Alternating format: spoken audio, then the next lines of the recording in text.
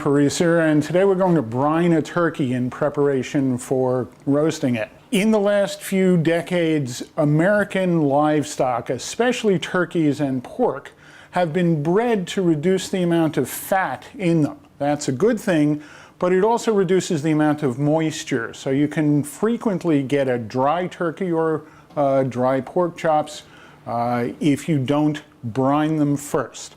Brining is very simple. It's really nothing more than sugar and salt in water that you soak your turkey in to allow the moisture in the water and the salt and the sugar in the brine to get into the tissues of the meat.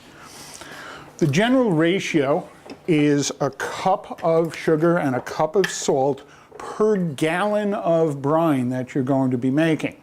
We have a 20-pound turkey and our pot is a 3-gallon pot, so we'll have about 2 gallons of brine.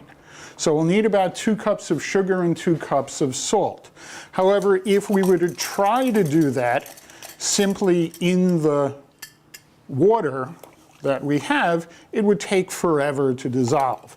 Instead, I've got a small pot of hot water here that the sugar and the salt are going to dissolve in. All right, and for a simple broth, there's really nothing more to it than that. Stir it for a little while till all the sugar and salt dissolves, and you'll be ready. But as long as we're adding moisture and sugar and salt to the turkey, why don't we add some flavorings? The way a brine works, and without getting too much into the chemistry of it, is that when you have a higher concentration of one kind of molecule outside of the meat, if you let the meat sit in a brine with those molecules in it, eventually they will migrate into the meat itself. So we can add any kind of flavoring we like. For this brine, I'm going to add about a dozen juniper berries, some sprigs of thyme, sage, and bay leaves. You don't have to worry about crushing them up or chopping them. Their flavors will permeate the brine and therefore the meat, and when we take the meat out, we'll discard the herbs. So give it a minute or two for everything to dissolve.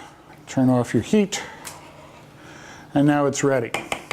Take the brine that you have and pour it into the 2 gallons of water in your large pot.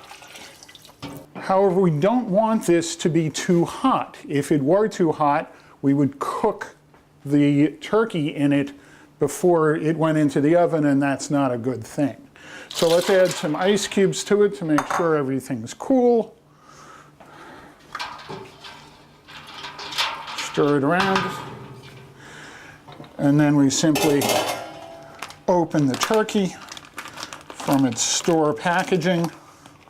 We'll remove the giblets inside and simply drop it in the brine, making sure it's fully submerged, including the internal cavity. Cover it, keep it cool, keep it in a cool place overnight, and let it brine for about 24 hours for a 20-pound turkey. Could be a little less. It's really not that particular or exact.